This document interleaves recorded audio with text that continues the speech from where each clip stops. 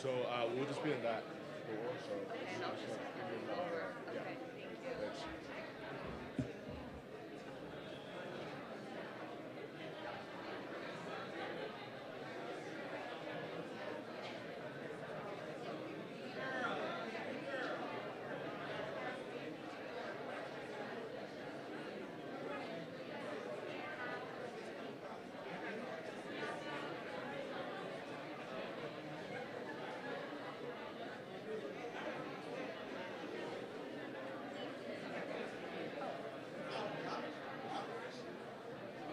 I just didn't know where you were.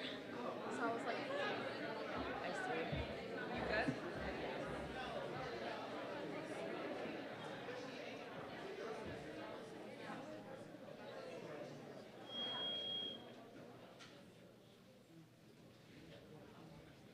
Hello, everybody.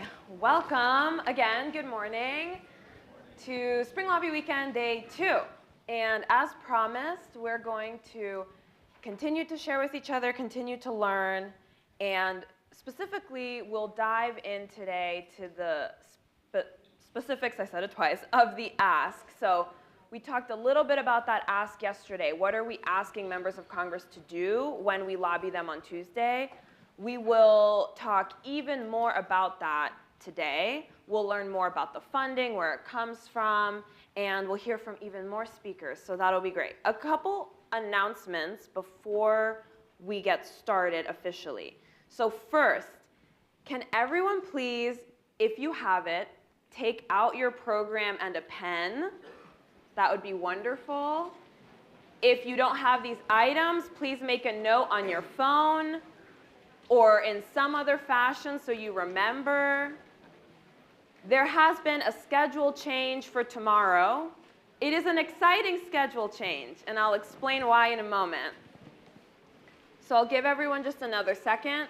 We will be emailing these updates that I'm about to give you tonight.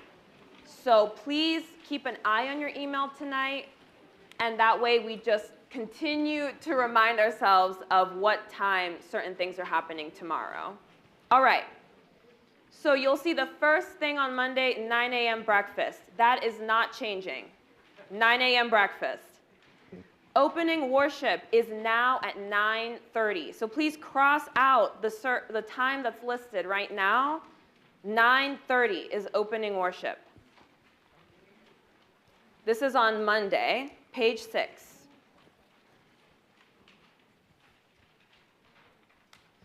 So Monday, page 6, that's tomorrow morning. Opening worship is now at 9:30. The workshops are now starting 15 minutes earlier. So please, just that first set, cross out the time that says 10:30 and write 10:15 a.m. And then finally, after the first set of workshops, please write down 11:30 a.m. Member of Congress speaking. Woo! I'll explain in a moment who it is, but let me just say it one more time, because it will be so important that we are here in the ballroom for those remarks. Again, 9 a.m. breakfast tomorrow, 9:30 opening worship, 10:15 first set of workshops, 11:30 member of Congress speaking, and the rest of it will follow. The rest of the workshops will remain. Lunch will end up starting just a little bit later, but we'll all be in the ballroom together anyway, so we'll just head out right to lunch after we're done hearing the remarks. So tomorrow, we will be hearing from Representative McGovern from Massachusetts. Do we have Massachusetts people in here? Okay, okay, some people in the back. Don't be shy. So Representative McGovern is a senior member of Congress, and I am told he leads the process that decides what bills end up on the House floor. So he is a very powerful person, and for him to come speak with us and motivate us for our advocacy and support us is going to be amazing. So please be here tomorrow at 11:30 a.m. in this ballroom to hear from Representative McGovern. All right, my next announcement is about lunch tomorrow. So if you've been to Spring Lobby Weekend before, you know that we do birds of a feather groups at some point during the weekend. Birds of a feather you can also think of as like an affinity group. So this is for you to meet with people that share your same identity, some identity that you hold, or maybe an interest that you hold, and you can talk to people that share that with you. Outside of this ballroom, there is a table. So when you walk out later after our programming today, there's a table with all of the sheets of paper for the signups for Birds of a Feather. We have a couple groups already determined. So Quaker Young Adult Friend group, we have a BIPOC group, and we have an LGBTQ group. And finally, flying solo, if you're here by yourself or if you're new to the event, there's a group for that as well. Please sign up for others. If you have an idea for a group, you want to meet people that share some identity you hold or an interest that you have, go ahead and write that down as a possible group for us to form tomorrow. Tonight, we will look at all of the signups and announce which groups will meet in the email that I mentioned that's going out tonight. So please keep an eye out for that email. And then tomorrow, we will have it up on the screen, and you'll be able to see exactly what groups are meeting, in what room, and you can join them. The final announcement that I have is we now have a swag table. So by the registration, there is now a table with a bunch of stickers. We have beanies this year, which I'm very excited about. And we also have, I think, extra backpacks and some banners that we have now that say, oh, look, someone's modeling the banner in the back. Thank you. So please feel free. Oh, yes, and it's reversible. So please grab whatever you want from that table and have fun with it. So those are my 3 announcements. Please keep an eye out for that email tonight. There will be all of this information written in that email. And like I said, we can never get too many reminders. So now I'm going to sit down and we'll start our conversation for the morning. So the first thing we're going to do, like I said, is actually talk about the ask itself. And if you have it with you, please feel free to pull out the leave behind. If you don't have it with you, that's okay. If you need one because you lost it, there will be extra copies at the lobby questions table. If you don't know what I'm talking about, at the top in big letters it says invest in violence interrupters, and then on the right-hand side you'll see our 1-sentence ask. This will be helpful for you to look at as we review the ask. You can see it right there and follow along. But let's get started. So I am joined on stage by the wonderful Michya Cooper, who is our program assistant for justice reform and has done so much to make sure that we are ready, that I understand this issue enough to help us get through this session. And we're gonna, like I said, talk about why this funding is our ask and what that funding will do. So Michya, to start, let's just summarize what we learned yesterday. Can you remind us what exactly are we here to lobby for at this event? Yes, so we're here this week to lobby for $20 million in federal funding specifically for violence interrupters. And just to give a refresher for what violence interrupters are, they are individuals who come from the community and use their knowledge to mediate conflict before it turns violent. And typically, violence interrupters have been formerly incarcerated or they have been involved in the criminal legal system. And their experiences give them credibility to do their work. And as we heard yesterday from our Safe Streets guest, their stories really, really highlighted how invaluable the work that violence interrupters is. And Ms. Warren, she shared stories about her saving a life. And stories like this are just why it is so important that we're here this week lobbying for federal funding for violence interrupters. We live in a country that most responds to social problems by locking people up and throwing away the key. And violence interrupters understand that community violence is an independent problem. is not an independent problem, but an outcome of larger societal harms like historical underinvestment in Black and brown communities. Thank you for that, Michya. And in order to support violence interrupters, what will we be asking Congress to do specifically? Specifically, we will be asking to please provide $20 million in federal funding specifically for violence interrupter programs. And because this ask is about funding, it involves the appropriations process. And many of you may be learning what appropriations is for the first time this week, but it's a process by which Congress determines how much money each federal agency and its programs can spend in the upcoming fiscal year. And appropriations bills are not considered Democrat or Republican bills, but a part of a bipartisan process that must occur annually to fund our government and government-sponsored projects. And right now is really the best time to be having these conversations because offices are thinking about their funding priorities and will soon be in the process of writing appropriations bills. So your voices will really be influencing the appropriations process at the very beginning. And I want to just emphasize that because we've been saying how important this advocacy is in general. The timing of our advocacy could not be better because appropriations and all of the conversations around funding that the government provides is literally happening right now. Those conversations are happening now. So we are going to be right there at the beginning, and I think that's great. And I'm sure this question is going to come up a lot because it's government funding. So Michya, where is that funding coming from? So the funding is coming from the Department of Justice's Community Violence Prevention and Intervention Initiative. And Congress gave this initiative $50 million last year for programs that reduce community violence. We're asking that within this initiative, there be $20 million specifically for violence interrupter programs.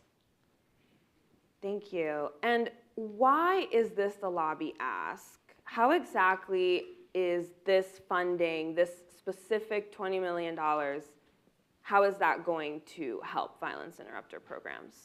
So violence interrupters, as we all heard yesterday from the stories from our guests at Safe Streets, they are a very vital piece of community violence prevention and intervention efforts because they directly mediate the conflicts that can turn violent.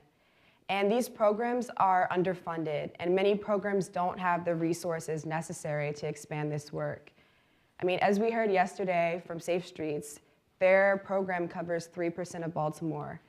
And with additional funding, we can only imagine how much more that work could expand into more neighborhoods, into saving more lives. And if funding is not designated specifically for violence interrupters, it's not guaranteed that they will continue to receive funding at the federal level. So obtaining $20 million will not meet all of our needs, but it's a significant step towards much more safe and prosperous communities. Additionally, designated federal funding for violence interrupters enables these programs to build upon the success that they already have. And we've talked a lot about support for these programs, but we're also probably going to hear some pushback, and it's important that we cover those. We'll be covering one right now and a couple more later, and then probably summarize them for everyone because it is important that we know how to respond to these. So Michya, can you talk to us about some potential pushbacks that people may encounter when asking for this funding? Yeah, so one of the pushbacks that you all may hear are concerns about spending. Some members of Congress are seeking severe budget cuts, and they want to cut spending from education to nutrition and housing assistance. Pretty much everything except for the military. And our country has so many needs, especially coming out of a pandemic. And the answer is not more cuts, it's more investment in communities. Gun violence is a public health crisis, and we really need to be doing what we can to invest in solutions to this crisis. Because at the end of the day, this is about saving lives. And that's worth considerably more than the very modest amount of money that we're asking for. So if Congress wants to decrease spending on government programs, there's many other ways that we can do this, like cutting spending for our weapons systems or asking corporations and wealthier individuals to pay for their fair share of taxes.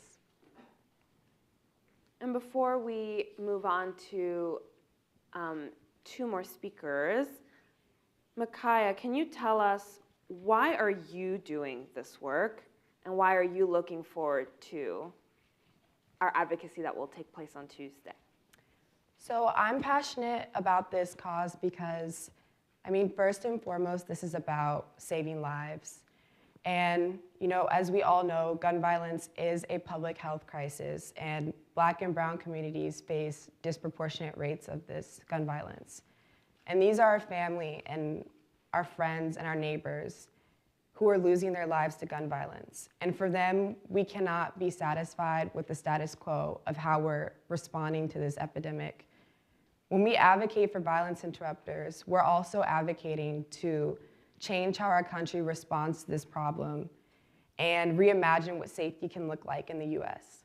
Safety is not just policing, but investing in communities to strengthen and support them.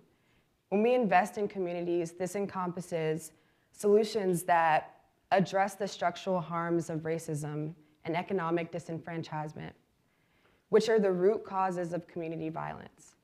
And that's what makes the violence interrupter model so powerful, because we're collectively thinking about the prosperity of all communities.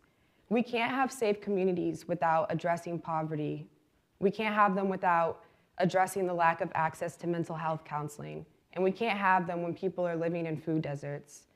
And I hope that you all feel empowered this week when you're speaking with your offices, because your members of Congress listen to your voices the most, because they directly represent you. And they do a significantly better job when they hear from you and can incorporate your input. So make sure that you bring your passion and stories with you. As young people, we can often feel like our voices are not heard, but together we have the power to make the change that we want to see in our communities. And this starts with securing federal funding for violence interrupters. Thank you, Michya.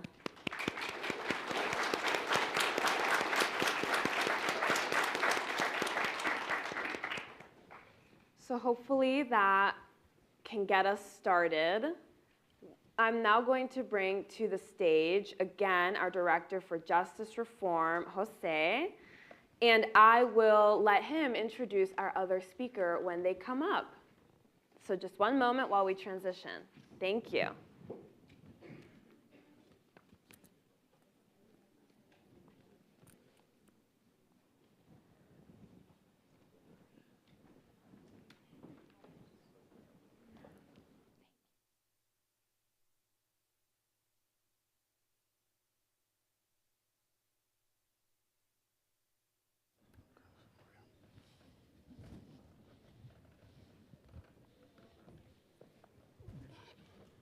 Good afternoon. That means I don't have to do the mic check 1 2 1 2 part.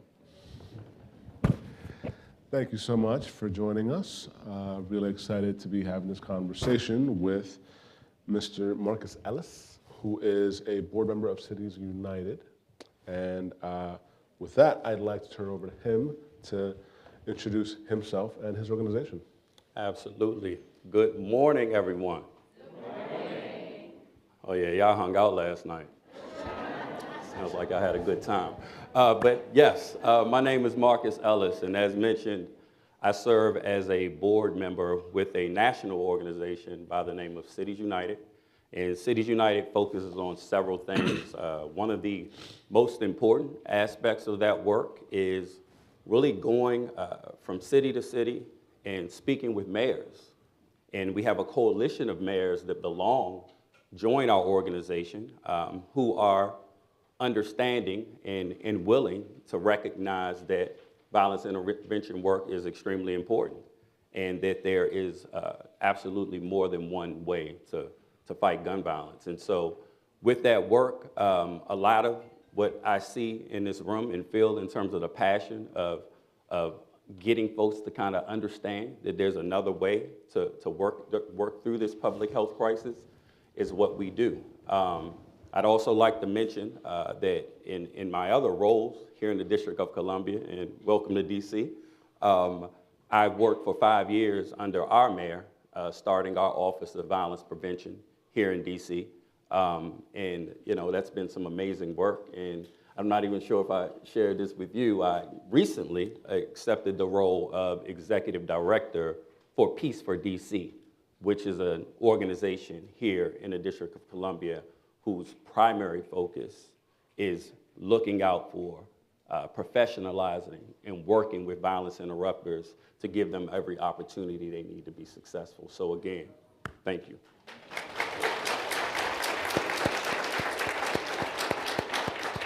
Absolutely worth a round of applause. Congratulations, congratulations. That's great news. Thank you. So I'm going to get started with my first question.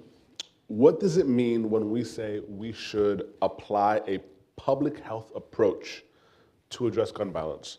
Can you touch upon how you feel we can create safe, healthy, and hopeful communities?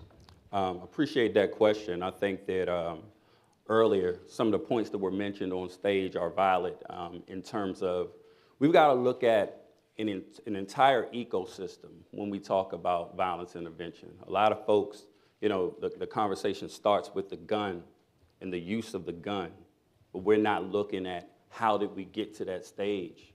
I heard the mention of food deserts.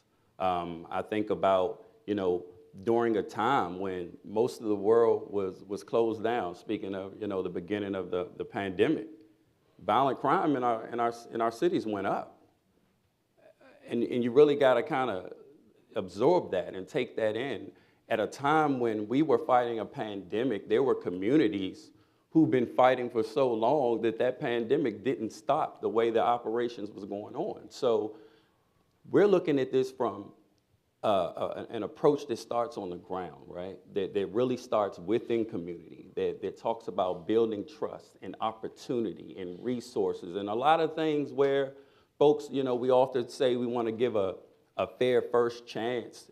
This is really a fair first chance, not a second chance is what I'm trying to say here, right? So, just looking at things from that ecosystem and making sure that we're locking into everything that someone needs to be healthy and thrive within community. Yes, that really want to emphasize that. And I know I'm repeating myself from yesterday, but there are going to be offices that you're meeting with that are going to think that the solution to any kind of violence or crime is just police. Yeah. And thinking about it holistically, intentionally, where is this coming from, what are the root causes, is really important in this work, and you're doing that in sharing your stories and lifting up the need for this funding. Young Black people face the overwhelming brunt of violence in urban communities. Why is that? Can you touch on why violence interrupters are an important part of the solution to violence in communities? Yeah, absolutely. So I think the importance of the work of a violence interrupter starts with this. These are, honestly, I look at them like superheroes. You got to think about it. They're working in community to stop gun violence, but what don't they have that the police have? They don't have a gun. They don't have a bulletproof vest. They don't have any of these things. What they have is relationships and the skill set of being able to build a relationship with someone who really doesn't see hope and getting them to change the trajectory of their life. That is a professional skill, right? And when we talk about investing in that type of work, look at this from a totality, right? So most violence interrupters in the majority of our cities, we talk about the lack of funding and the need for.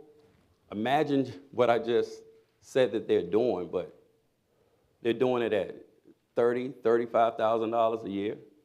They're doing it without health benefits.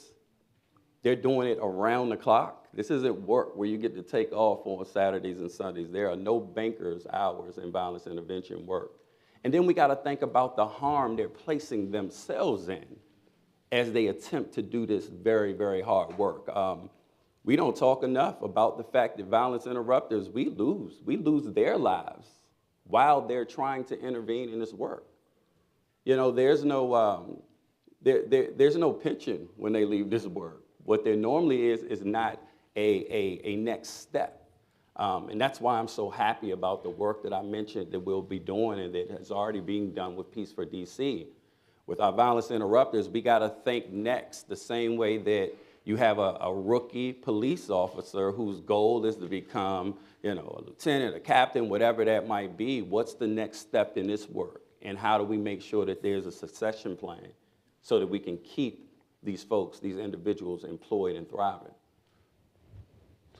And that's why your work is so important, right? Because this can't happen if it's being operated outside of the Department of Justice organizing what's going on in Los Angeles County. You have to be a part of the community, in the community, understand those problems, and be able to have those relationships to address the conflict and the violence. And I think it's so unique because we have to have these kinds of conversations so you understand what is happening in communities to bring it to policymakers who probably have no connection or idea of these stories. Yeah, and that's an important point. I think that, again, going back to some of what we do with Cities United, all mayors aren't automatically on board with this, right? They're long have been the thought process that policing was the way to stop violence. Quite frankly, we've seen where we're at with that mind frame, right? It's not working alone.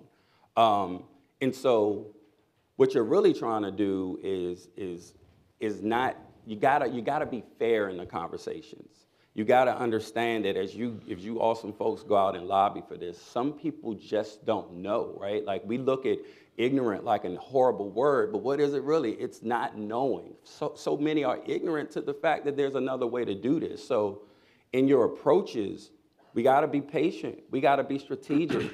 We gotta show data where we can say that, look, this worked. One of the things that's hardest to do in this work is to measure the homicide that didn't happen. You can always count homicides, and we can say, yeah, city went up 8%. But what you can't count is that time that someone caught a young person that was going to do something with bad intentions and changed their mind, and that gun was taken away or put down. And so part of our strategy has to be that, getting folks who don't understand to understand and leveling our temperament and our emotions as we get to that process. And that's why stories and anecdotes are so important. And that reminded me yesterday, Miss Nicole Warren, when she was talking about coaching that interrupter in Philadelphia with those young men in the car, one thing that she forgot to mention is that she is in contact with those young men. And she told me that today they're working at reputable businesses with names that you would recognize.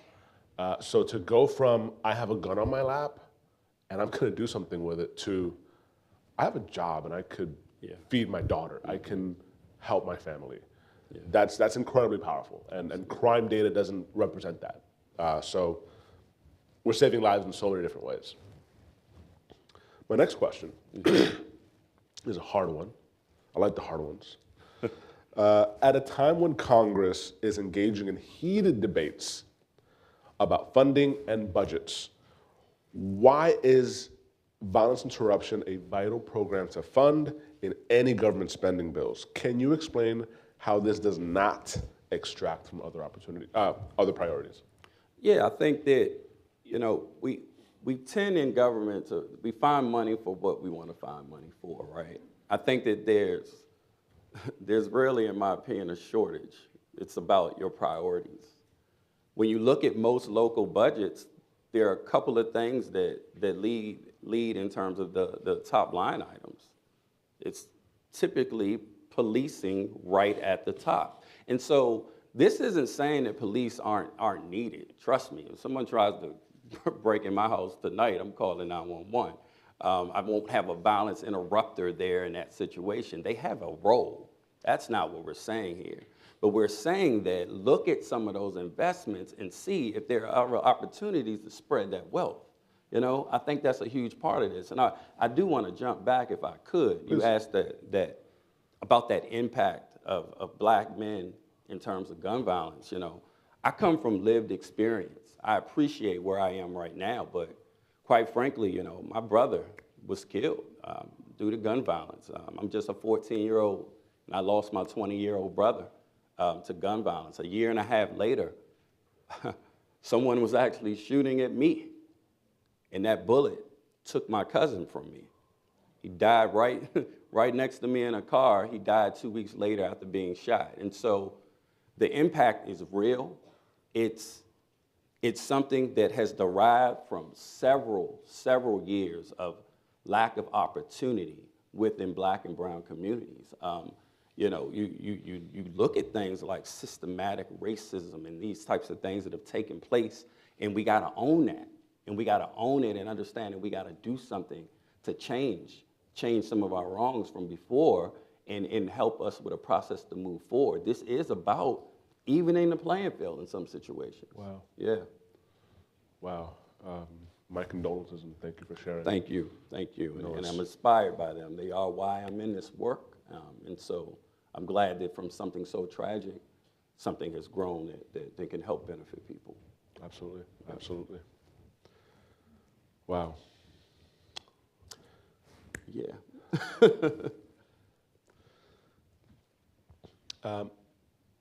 Sorry to do this again, but I got another hard question. No, it's fine. I don't know if I answered your first hard question. And this is what's happening tragically in so many communities. Yeah. And we know and hear very frequently about the mass shootings, but those stories don't get that same national attention. Mm-hmm. It's all important, but this is why it's so important to be engaged in this work, because it's happening in so many communities. And I know, I don't have a similar personal story, but I was born and raised into New York in the 90s and in the 90s and 80s. And gun violence was just the norm. People just get shot. It's almost like a traffic accident. It's sad to say, but it's really sad, and this is why we need to approach this from so many different levels, and this is so key to help address that gun violence in communities. Yeah. And I appreciated you saying that we fund what we want to do. We fund what we want to fund. I don't know who said it first, but budgets are moral documents, and we need to bring those morals into this conversation of it's not just numbers, it's lives. We know rural violence looks very different than it does in urban communities. Mm-hmm. Let's take two very important senators. Senator Collins of Maine is the top Republican on the important Appropriations Committee where the federal government gets the power to spend money. They passed the laws that allows the federal government to spend money. Senator Thune of South Dakota is the #2 Republican in the US Senate.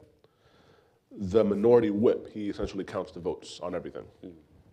Can you please tell us why people in Carabasset Valley, Maine, or Pierre, South Dakota should care about interrupting violence in communities that might not look like theirs? First of all, is anybody here from these places? Because I don't know a lot about them. We're going to talk later. You're going to help me understand the landscape. But no, in all seriousness, it goes back to what we spoke about earlier. It's that education factor, right? I feel like, you know, I led with this earlier. It's really a process. If I only know one way of doing anything, or I'm going to need someone to open my mind, right? You mentioned it. Stories are important. It's important because there are enough of them. There's enough information. There are enough stories for us to share about urban violence, and then to reach out to organizations such as the ones I belong to. And there are many others that can help with that. I mean, I think that had to be 6 months ago, I was on the White House lawn, and for the first time in my years of doing this work, I heard our president mention the words community violence and violence interruption. And so we're making progress, and I think with gentlemen and folks in power like the ones that you mentioned, it's really about the strategy of understanding. But then there's also this.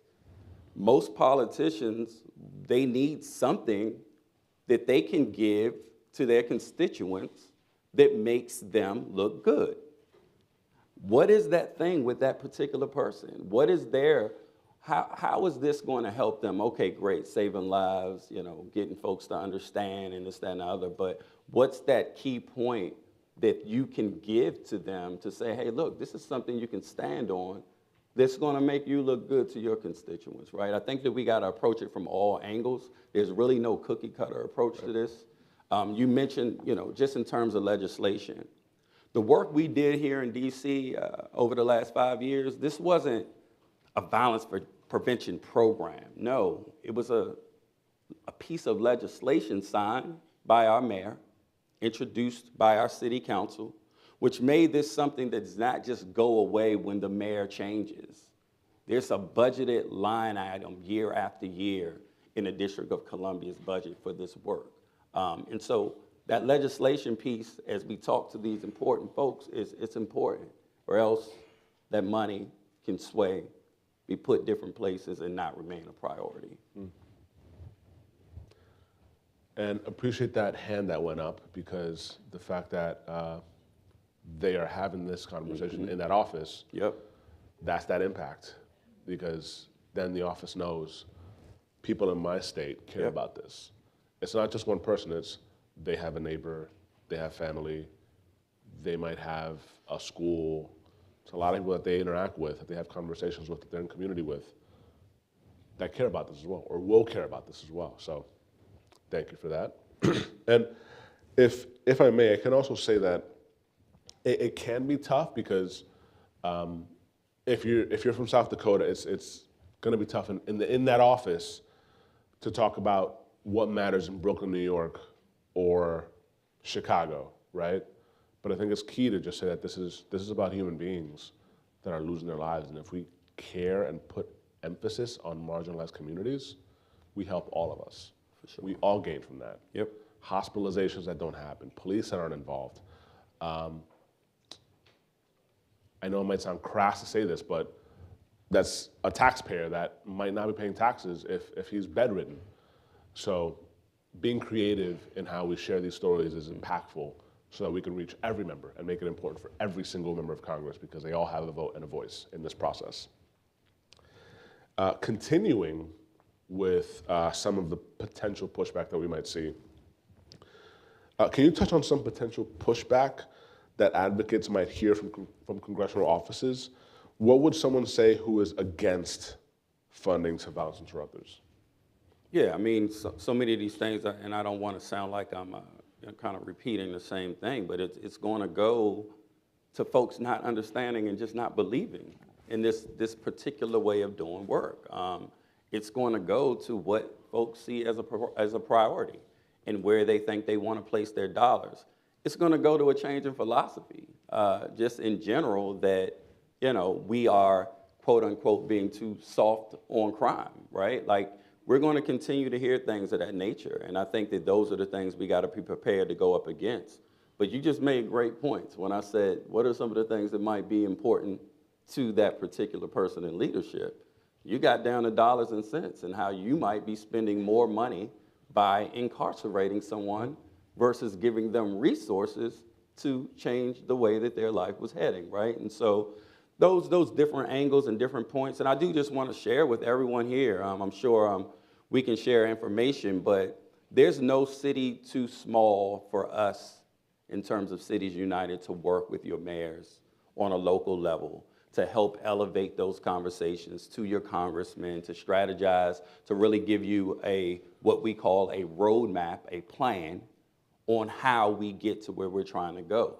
I mean, this includes things like asset mapping, really trying to understand the problem, getting into the logistics, identifying exactly what is the problem and who do we need to be working with. And so understanding we're a tool and we're a resource to assist with those types of conversations.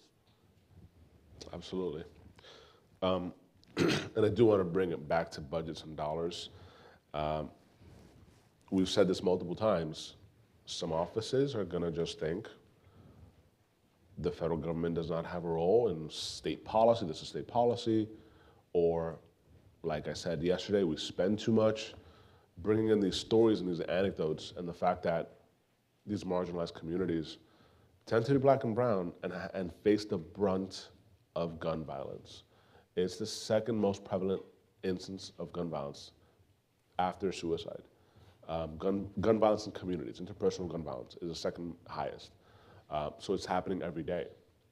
And I think stressing that and saying that we're trying to save lives can really work against that kind of pushback, which some of you might hear. One might say that one party is more likely to say this than the other, but just trying to keep it nonpartisan, but there might be one party that is more likely to make that argument. So just remember that. We are running a little bit fast, so this is good. That means we're going to have a lot of extra time for questions, which I'm looking forward to. Mr. Ellis, would you share anything else that you think would be helpful for advocates who might be listening from 30 plus states who are going to be having conversations with their member of Congress? Would be helpful. Oh, for sure. I think that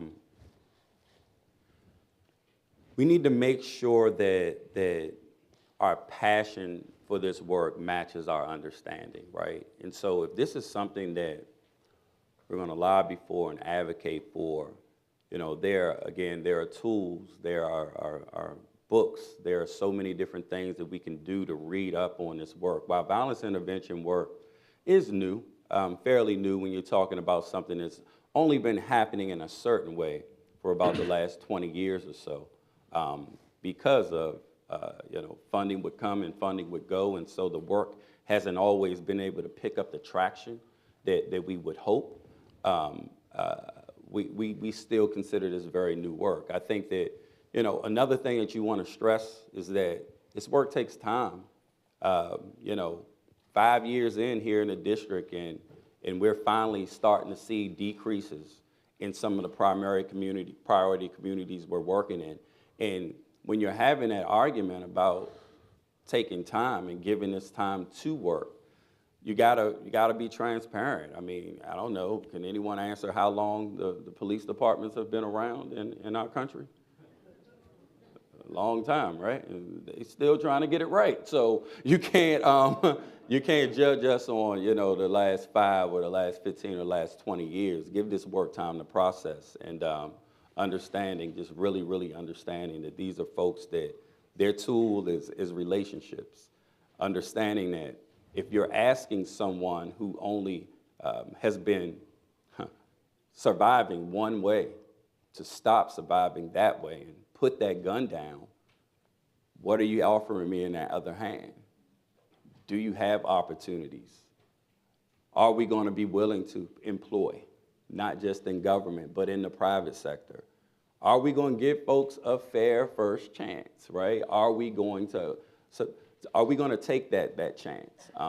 And lead from a position of love, understanding that we don't label people, we label boxes. Let's try to figure this out. It's powerful, yeah, very powerful.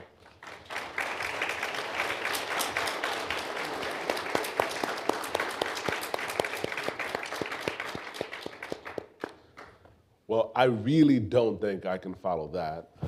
So with that, I am really looking forward to opening us up for some questions. Can we get the young lady in the middle, please? Just wait for a mic, please. One second.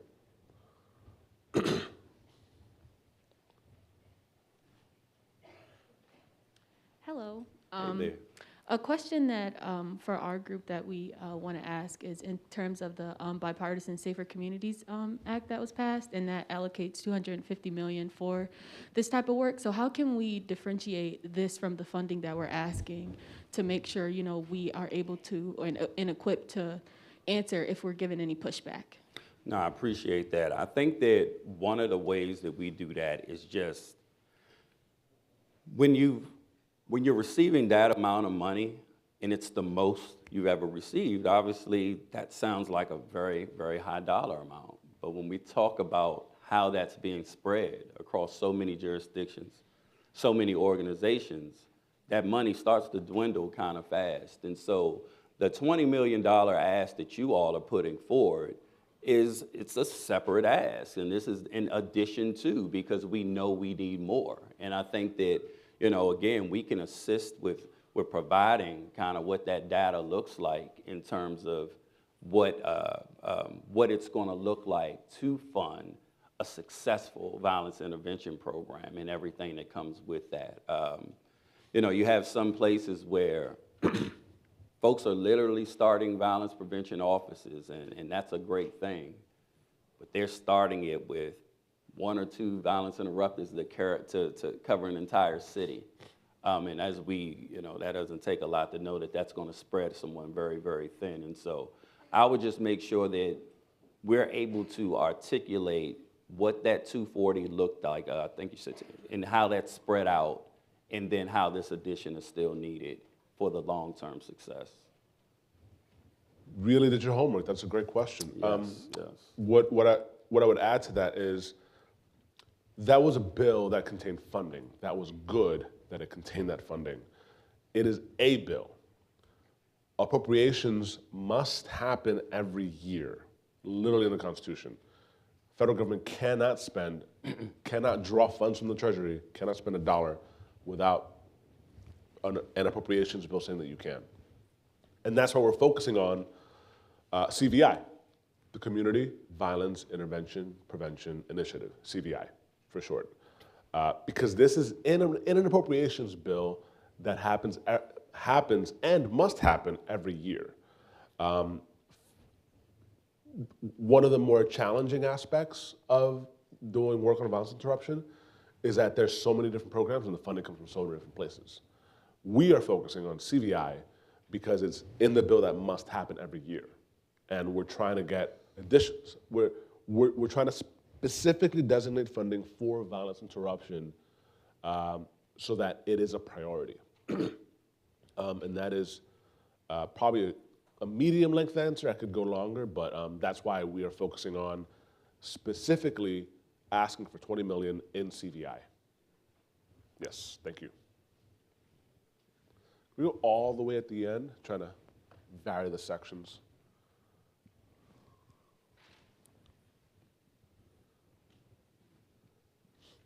Hi, so my question is, a lot of time in these conversations, I receive the pushback that it's not guns, it's people, and we need to push harder on policing. So what would your response be to that response? Sorry, I didn't hear the first part of the question. Should I put it closer? Okay, can you hear me now? Yes. Is that better? Okay. A lot of times in these conversations that I have, like very recently, I hear the pushback of it's not guns, it's people, and we just need to have harder laws and have policing, have more policing. So what would your response be to that? I believe you said it's not guns, it's people. Yeah, it's people with guns, right? And so, I mean, and I'm not even, and so if I feel the need, and again, part of this is using myself as an example. I was not always in beautiful rooms like this, on this nice stage with you wonderful people on a Sunday morning. My route to school was not safe. I went from here to here, and during that time period, had to cross the lines of so many crews, gangs, that I didn't feel safe. That gun in a lot of folks' hands, in their book bag, it feels like a necessity, because what their commute to school, just to go get their education, looks very different from what a lot of folks have lived through. And so we gotta, again, that's part of the making communities safe, making things fair across the board for everyone, but it's also understanding that there's going to take some deep dives into people's emotions, intelligence, to be able to trust that I do not need this tool in order to get where I'm going, in order to survive, in order for my life not to be taken. And so it's absolutely right. There's an influx of guns in our communities that is unheard of. And if we're being transparent, we're not talking about, little pow-pow guns. We're talking about guns that are releasing like 100 rounds at one time, military-style weapons finding their ways right into community. So yeah, we have two problems, absolutely. But it's a combination of things we're going to need to look at. But I do appreciate that question. Thank you. Absolutely. This gentleman right here, please. Just wait for the mic, if you will.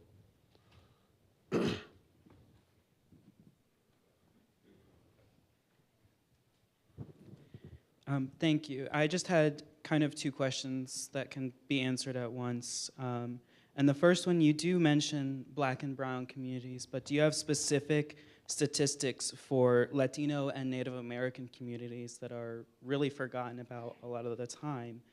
And then the second part of it is just kind of whether or not you agree with this. We have different reports that come up saying that gun violence exceeds urban violence by at least 28%.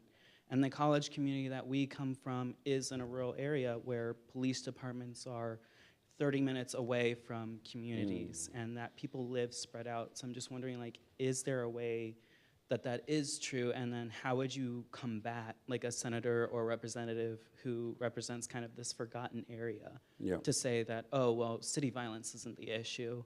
Like, how would we go about that? Yeah. You said you had hard questions. I thought that. Let me stretch on this one. And so for the first part of your question, I do really want to be transparent about the work of Cities United.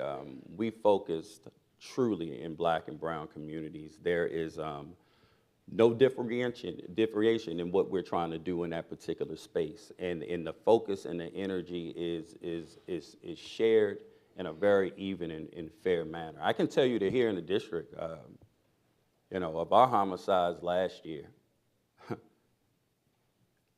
98% of them were Black or brown individuals, 98%. And so.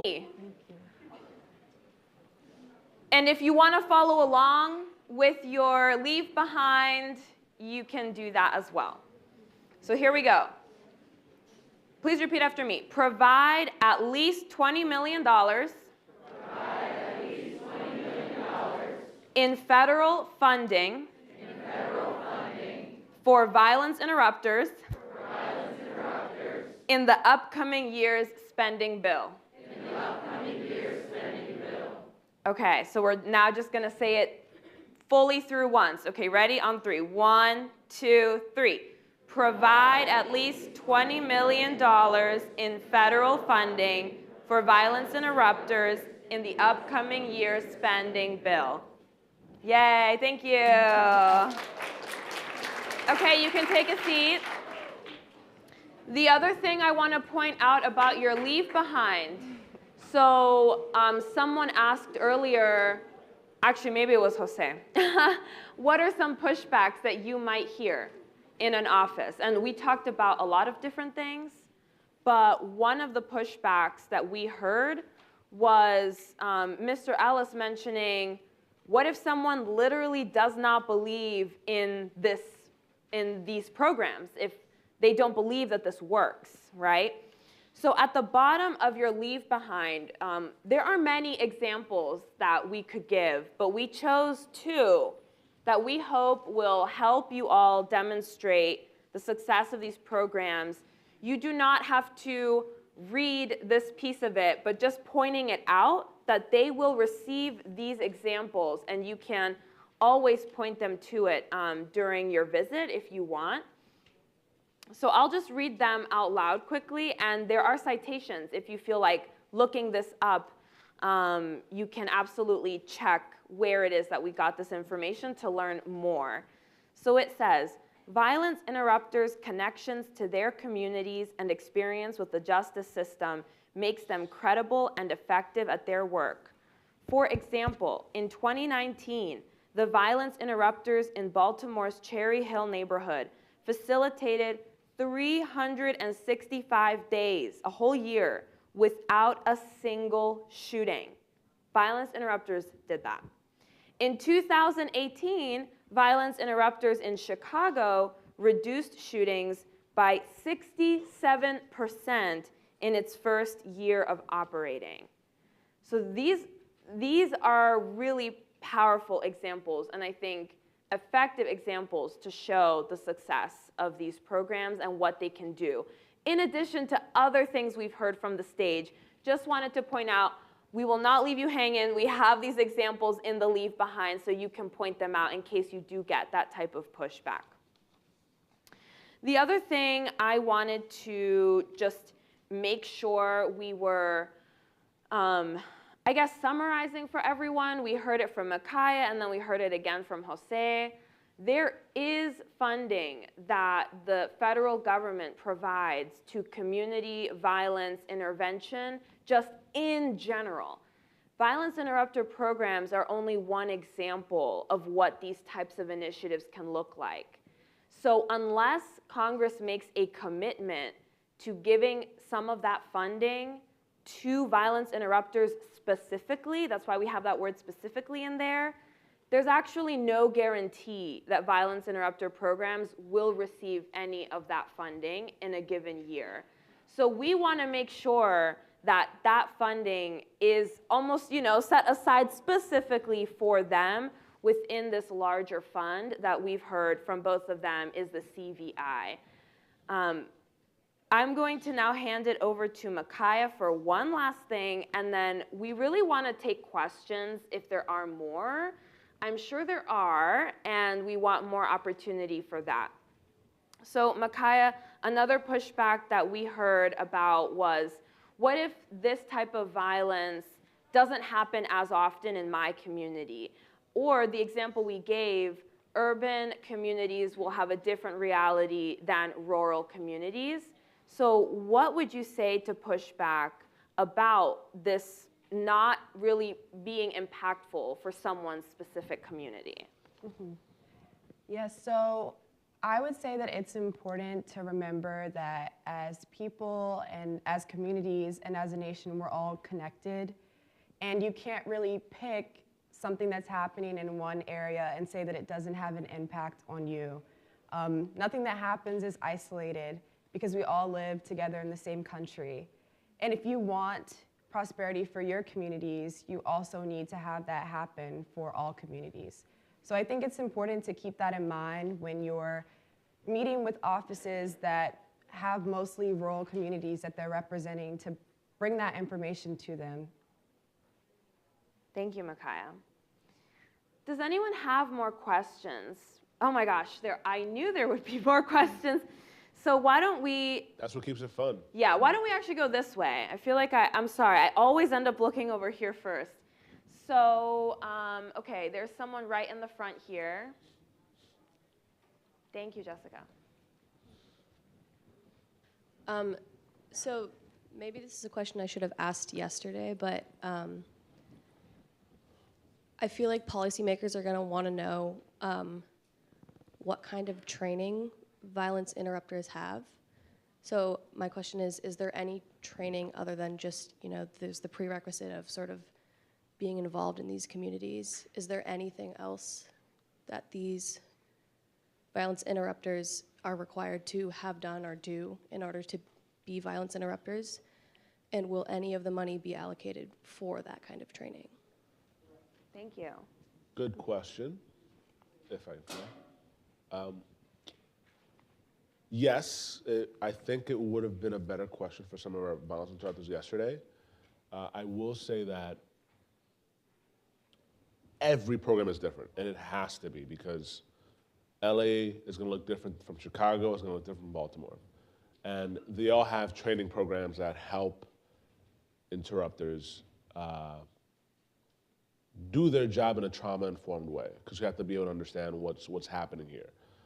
It's obviously key to know the community, the people, so that you can mediate and have conversations and build a relationship. But it's almost sometimes like therapy what they do, and they have to understand how to have that conversation, how to de-escalate, how to deal with potentially violent situations. So there is training. I just can't speak too much to specifically how it operates. Usually, the funding would definitely cover that. It's broad enough to allow for that money to be spent in the ways that are needed in those communities. But that's why we have that word in there that's so important, specifically, because DOJ has discretion. We can get another president that doesn't see value in this and then says, actually, I think mentoring is the most important, and we're gonna completely eliminate violence interruption, and we're gonna do mentoring and this other thing. So that's why that word specifically is so important in the ask, $20 million specifically for violence interruption in this next year's spending bill. So yes, good question, thank you. Okay, and let me make sure I'm not. Okay, someone in the back there with like a wristband. Thank you. I think something that would hold a lot of weight in the red offices is if, you know, the police and the violence interrupters were sort of framed as a team, like, you know, they're sort of working together and they're communicating. So how closely would the police and the violence interrupters be? Would they be connected in close communication, or would it just depend on like the community? Thank you for your question.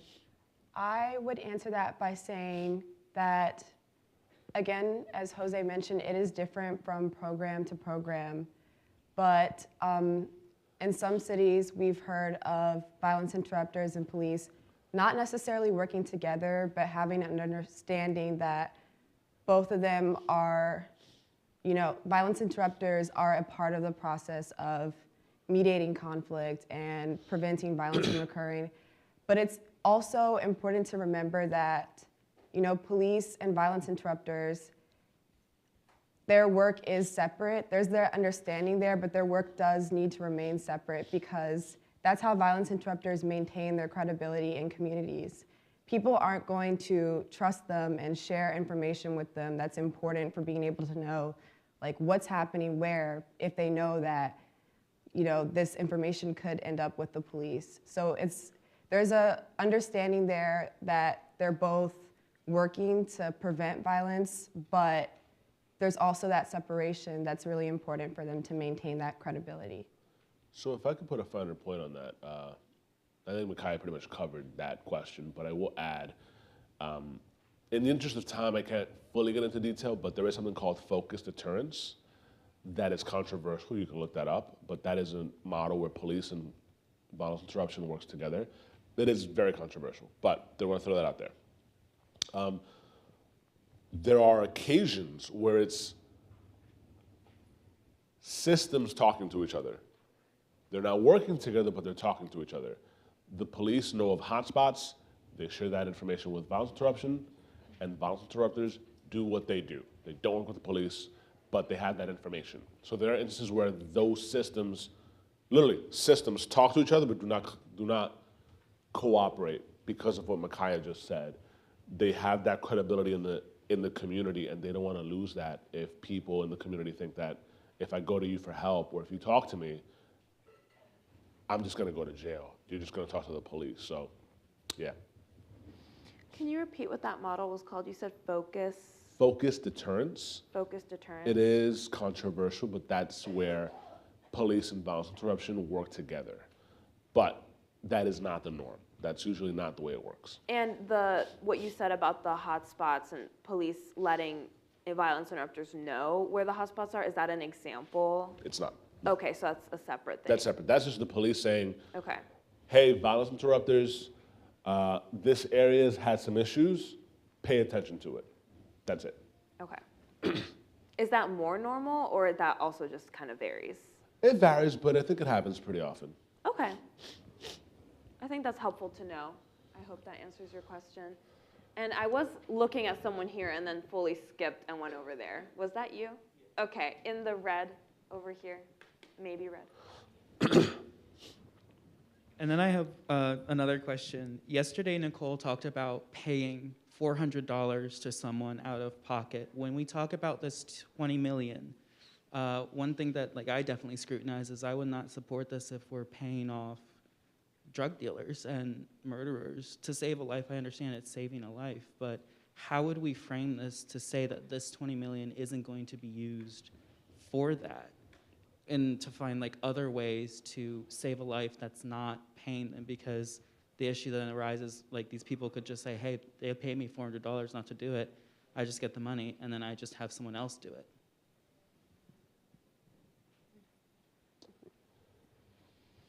So, Tough one. yeah, bringing all the tough ones.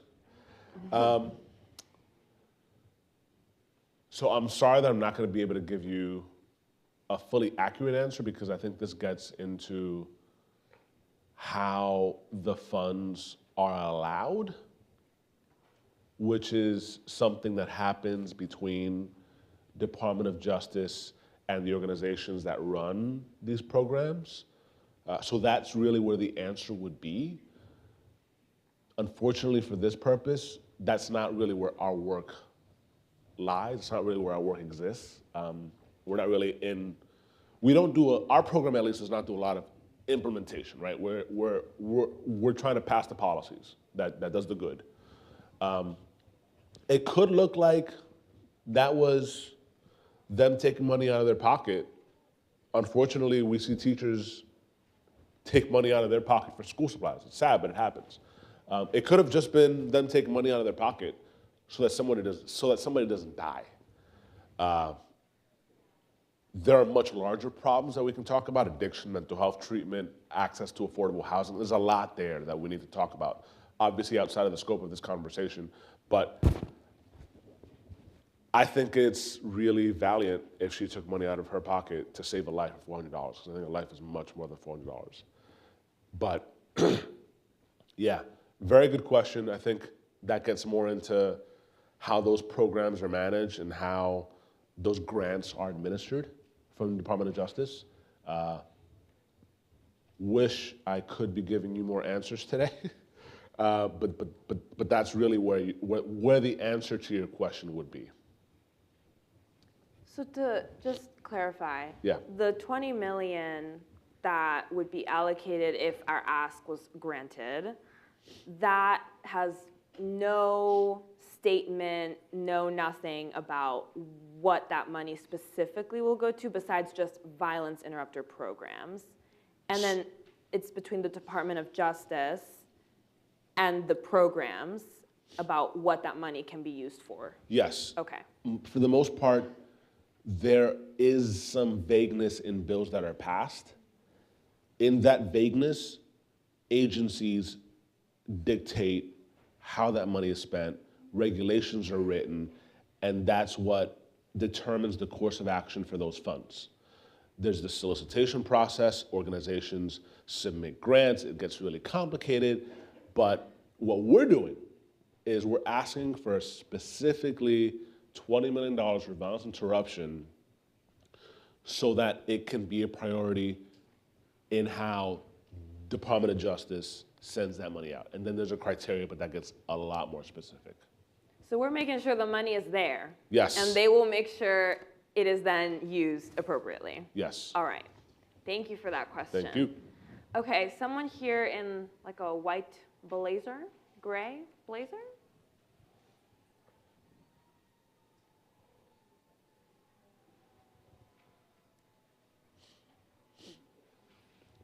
Hi, I have less of a question, more of like a thought piece to pose to everyone here because it's come up a lot. So my name is Caroline. I'm originally from Tennessee, but I'm here representing the state of South Carolina. So I'm from way out in the boonies, rural communities. I've never lived in a city or anything like that. So, but something I thought about as a way, because South Carolina is a we're a rural state. Most of these states are very rural, and those states hold a lot of power in the Senate. But as I'm thinking about it, the way I'm framing this in my mind, that it matters to South Carolina that we invest in this, these programs, is because there is not one single thing to be lost for the state of South Carolina by investing in violence interruption in New York, in Chicago, in LA, and Baltimore. In fact, by saving the lives of the people there, we're building stronger economies in Baltimore, in New York, in LA, in Chicago. We have family members that live in these places that are being impacted, but by building stronger communities there and stronger economies, you're allowing people the ability to be tourists, be consumers. And I mean, like, I have my own thoughts on that. But, you know, in general, we're allowing people the ability to exist and invest in their own businesses. And then it also, like, kind of in some ways might make it safer for people to go to these places or visit and participate in things going on there, and vice versa. And so in my mind, you know, yeah, there's nothing to be lost by investing in these places for our communities. And in that same way, a lot of prisons exist in South Carolina. A lot of our prisons are like out in the middle of nowhere. And so when you think about it, if you're preventing people from entering prisons are a drain on communities. And so by preventing people from going into these prisons, you're allowing them to be consumers, to have families and to have jobs and to live lives of purpose that, you know, prevents these sort of, like as was talked about yesterday, blights on communities from emerging. And so in that way, I think it's important for these rural communities, like, again, there's not one thing to be lost. This is like an American problem. And so even though we're South Carolinians, I'm a Tennessean, like, I'm also an American and I care about what's going on in these other places. So I thought that might be helpful for some of the other people in these rural communities here. You got it. So. Yep.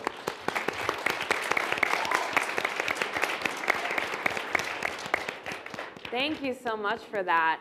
Okay, I see a hand in a black sweater over here. Thanks, Giselle.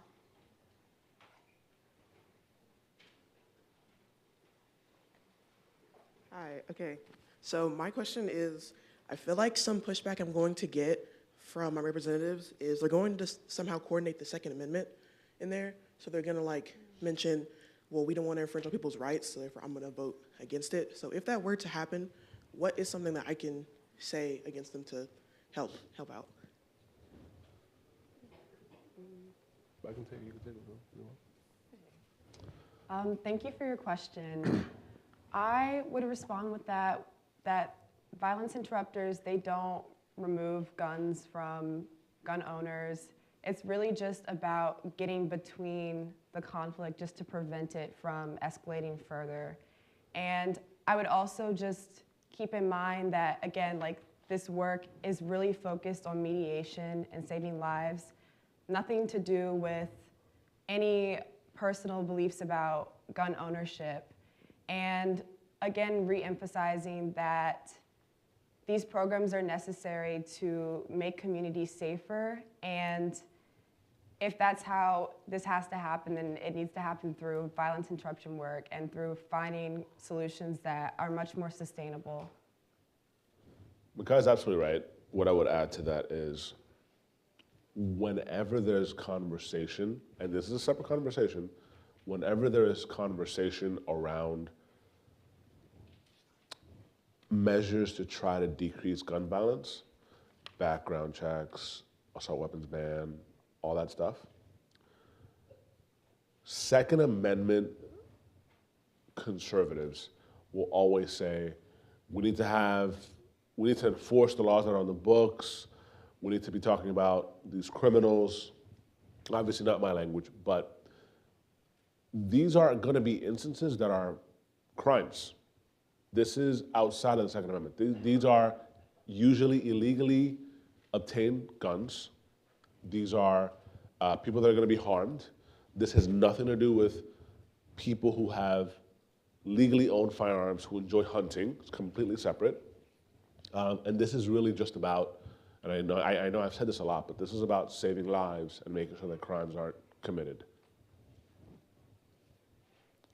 Thank you. Okay, over here in like some brown overalls. This is a fun little game that I'm playing. Sorry, I do not have the power of picking the questions. If we make eye contact. Can you please explain why and how you chose 20 million as the ask?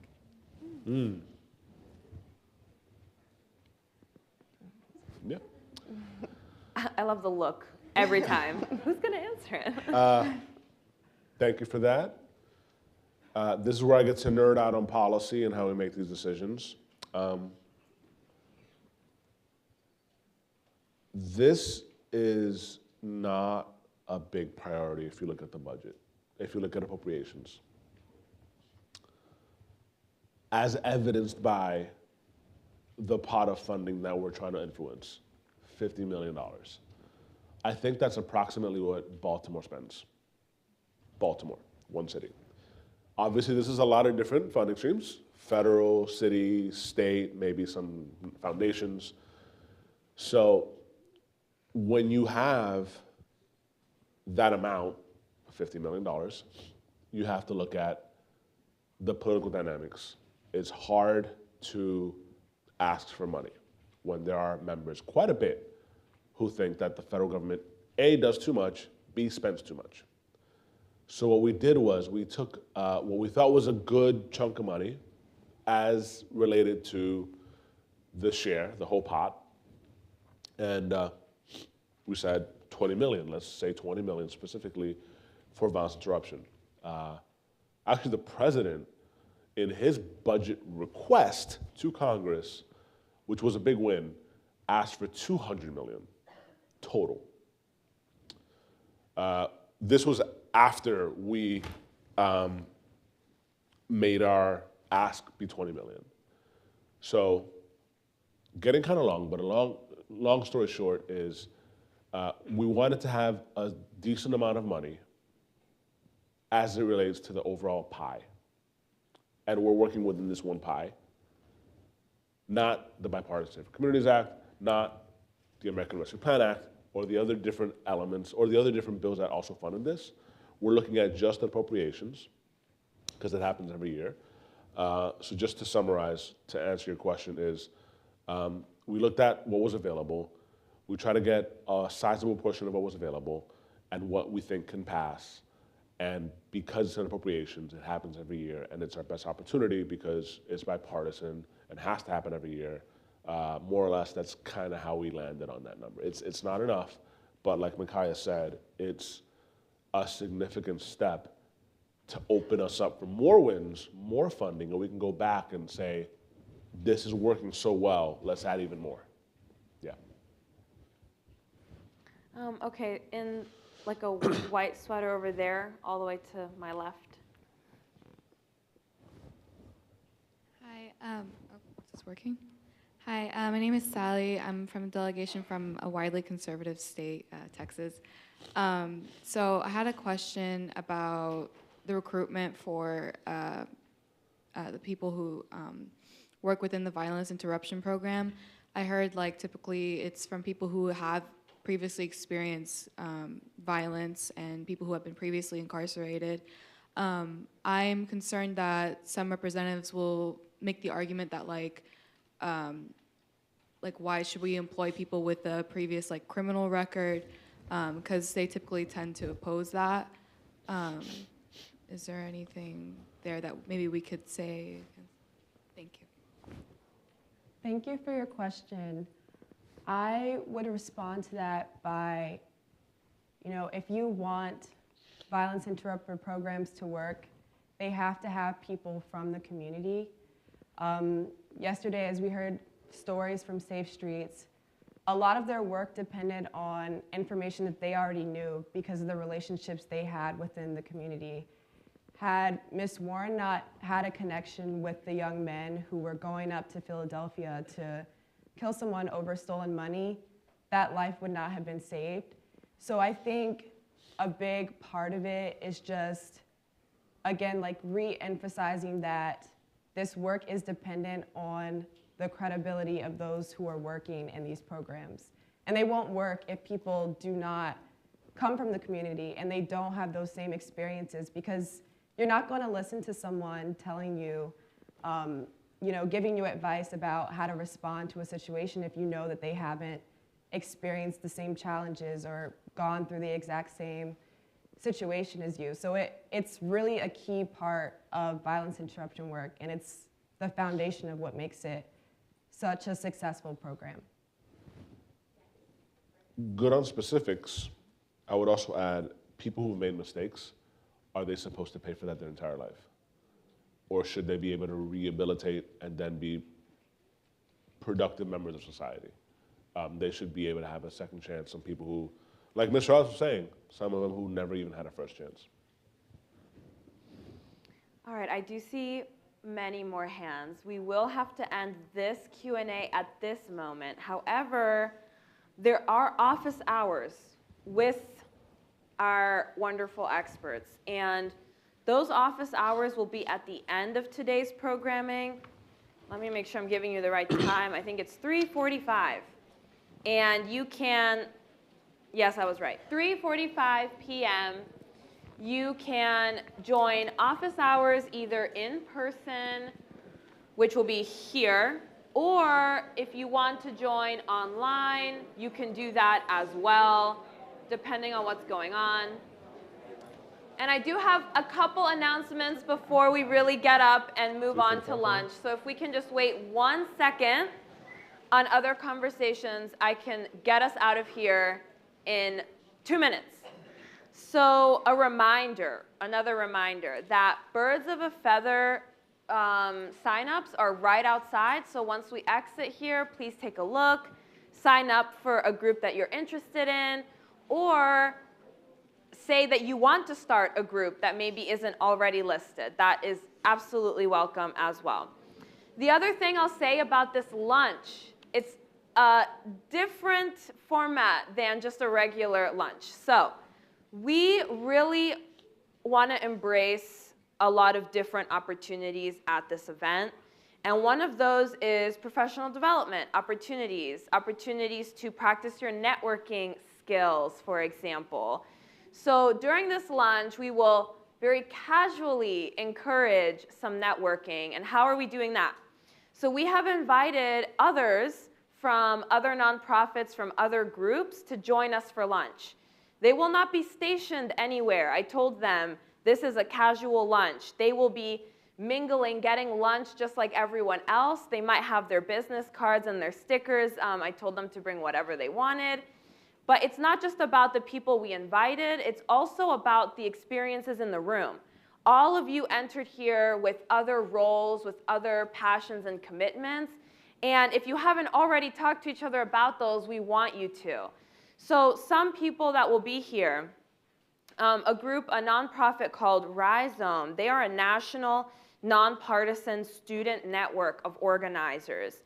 We will also have people from the DC Peace Team. And this is a team that facilitates restorative processes. They also empower ordinary civilians to become nonviolent agents of peace. We have Sunrise, which I think people recognize as an environmental advocacy group. And I know that there are people with experience from March for Our Lives as well. So please feel free to embrace this lunch. Again, like yesterday, sit with people you don't know if you haven't already been doing that. Please, during this lunch, take that opportunity. And when you're sitting with people, when you think networking, you might think like, oh, what's your job? What do you do? And I want us to go a little further than that. It's not just what job we have, right? It's what work are you dedicated to? Those two things don't always exactly line up. So make sure you're asking the right questions to get those conversations going. And I hope all of you are ready to share with each other about the work you're committed to, an organization that you might be part of outside of this event that you want to share about. So please network during this lunch. And if you have any questions, come find any of the staff. After lunch, we will be back in this ballroom at 1:30. At 1:30 p.m. Eastern.